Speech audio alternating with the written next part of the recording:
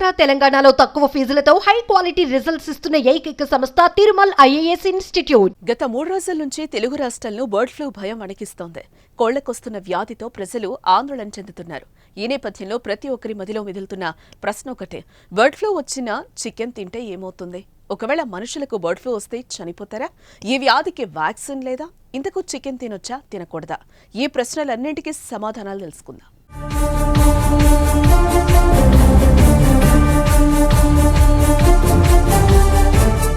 ఇక ప్రతిసారి కోళ్ల వ్యాపారాన్ని తరచూ దెబ్బతీసే వైరస్ ఏదైనా ఉందా అంటే అది బర్డ్ ఫ్లూయే. ఇక బర్డ్ ఫ్లూని ఏవియన్ ఇన్ఫ్లుయెంజా అంటారు. అంటే ఇదో రకమైన వైరల్ ఇన్ఫెక్షన్. ఇది ఎక్కువగా పక్షులకు వస్తుంది. అవి కోళ్లు లేదా ఇతర పక్షులు కూడా కావచ్చు. అయితే ముఖ్యంగా ఈ వ్యాధికి కారణం ఇన్ఫ్లుయెంజా ఏ వైరస్. అయితే ఈ వైరస్లో చాలా రకాలున్నాయి. అందులో కామన్గా H5N1, H7N9, H5N8 స్టెయిన్ల వల్ల ఈ వ్యాధి వ్యాపిస్తుంది. ఎక్కువగా ఈ వ్యాధి కోళ్లు, టర్కీ కోళ్లు, బాతులకు వస్తుంది.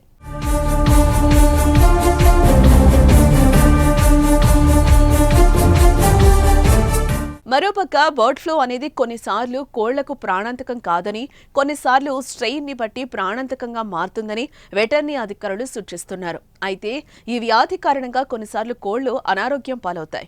స్ట్రెయిన్ బలహీనంగా ఉన్నప్పుడు కోళ్ల రెక్కలు సరిగా పెరగవు, గుడ్ల ఉత్పత్తి తగ్గుతుంది, కోళ్లు ఊపిరి సరిగా పీల్చుకోలేవు.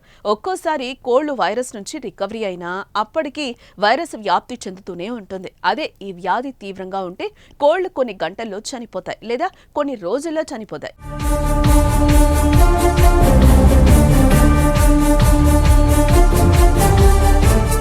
ఇక బర్డ్ ఫ్లూ వచ్చిన కోడిని గుర్తించాలంటే కోళ్లకు బర్డ్ ఫ్లూ సోకినప్పుడు వాటి తల ఉప్పుతుంది, కాళ్లు, శరీరం పర్పుల్ కలర్లోకి మారుతుంది. ఈ నేపథ్యంలోనే అవి ఊపిరి సరిగా పీల్చుకోలేవు. అయితే కొన్ని సందర్భాల్లో మాత్రం కోళ్లకి ఎలాంటి లక్షణాలు కనిపించకుండానే సడన్ గా చనిపోతూ ఉంటాయి. అందుకే కోళ్లు ఎక్కువగా చనిపోతుంటే వెటర్నరీ డాక్టర్ల సలహా తీసుకోవడం మంచిదని నిపుణులు సూచిస్తున్నారు.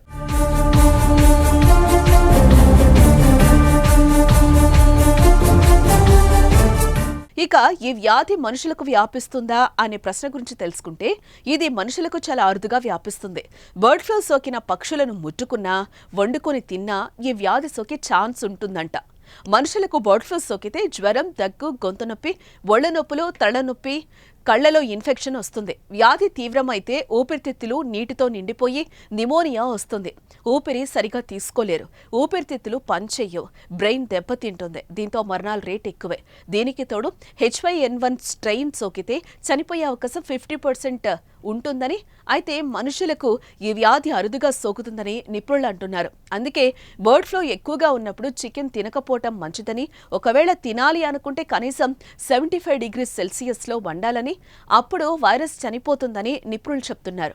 ఏదేమైనా వైరస్ ఎక్కువగా వ్యాప్తి చెందుతున్న సమయంలో చికెన్ తినకపోవడమే ఉత్తమమని నిపుణులు సలహానిస్తున్నారు.